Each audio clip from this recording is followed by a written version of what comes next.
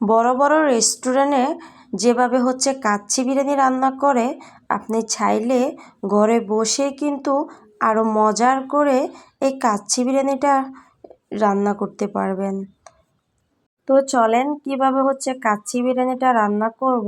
আমি প্রথমে 3 কাপ কাচ্চি বিরিয়ানির চাল নিয়ে নিয়েছি, মানে বাসমতি চাল নিয়ে নিয়েছি, সাথে 2 পিস মুরগির মাংস নিয়ে নিয়েছি। যদিও কাচ্চি বিরিয়ানিটা খাসির মাংস এবং কি গরুর মাংস দিয়ে রান্না করা হয় বেশিরভাগে, তবে আমার বাচ্চারা কিন্তু গরুর মাংস কিংবা খাসির মাংস পছন্দ করে না। সেজন্য আমি ঘরে থাকা 2 পিস একটু বড় সাইজের মুরগির মাংস দিয়ে আজকের এই কাচ্চি বিরিয়ানিটা রান্না করব।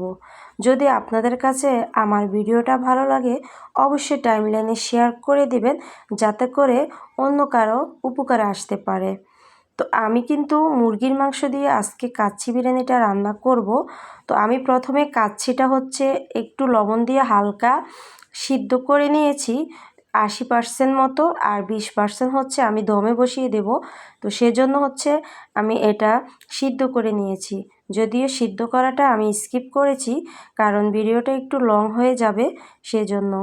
আর কাচ্চি বিরিয়ানিতে অবশ্যই আপনারা পেঁয়াজ বেরেস্তা দিতে চেষ্টা করবেন, কারণ পেঁয়াজ বেরেস্তা যদি না দেন কিন্তু কাচ্চি বিরিয়ানিটা মজা লাগবে না। সাথে কিন্তু আমি কিছু পাউডার মিল্ক অ্যাড করে দিয়েছি কিছু পানিটার সাথে গুলিয়ে। তো সাথে আমার ঘরে কিছু বাটার ছিল, তো চিন্তা করলাম একটু বাটারটাও দিয়ে দিই। যাই হোক, সব কিছু মশলা দিয়ে আমি এখন কাচ্চি চালটা একসাথে মেখে বসিয়ে দিয়েছি। সাথে কিছু ময়দা গুলে চারপাশটা একটু বন্ধ করে দিয়েছি। তো আমরা কিন্তু 1 ঘন্টা পরে আবারও ফিরে আসছি। তাহলে আপনাদের কাছে আমার ভিডিওটা আজকে যদি ভালো লাগে, অবশ্যই একটু শেয়ার করে দিবেন আর জানাবেন কে কোন জেলা থেকে আমার ভিডিওটা দেখছেন, যাতে করে আমি পরের কোনো ভিডিওতে আপনাদেরকে ধন্যবাদ জানাতে পারি। এই তো আমার রান্না প্রায় শেষ, অনেক সুন্দর একটা কালার আসছে। আর আমি কী মশলাপাতি দিয়েছি, যা যা উপকরণ দিয়েছি সব কিছু কিন্তু আমি লিখে দিয়েছি। অবশ্যই আপনারা একটু লক্ষ্য করলে আজকের পর আপনিও বাসায় বসে এত মজার রেসিপিটা রেডি করতে পারবেন। বাচ্চাদেরকে খুশি করানোর জন্য এর চাইতে বেশি আর কিছু হতে পারে না।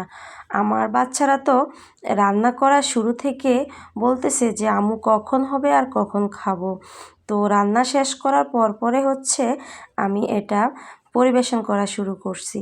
এই তো আমার পরিবেশন করা শুরু হয়ে গেল, আর চারপাশে যদিও বাচ্চারা বসে আছে। তো আজকের রান্নাটা আমার কেমন হয়েছে অবশ্যই আপনারা কমেন্ট বক্সে জানিয়ে দিবেন।